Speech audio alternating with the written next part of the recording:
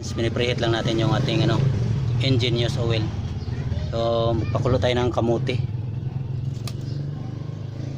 So pag uminit na yan, bibirahin na natin ang blower. As tingnan natin yung controller. Ayan yung itim na itim. Engine oil yan. Use engine oil. Pwede na yan. Bibirahin na natin ng buhayin na natin ang ating air blower.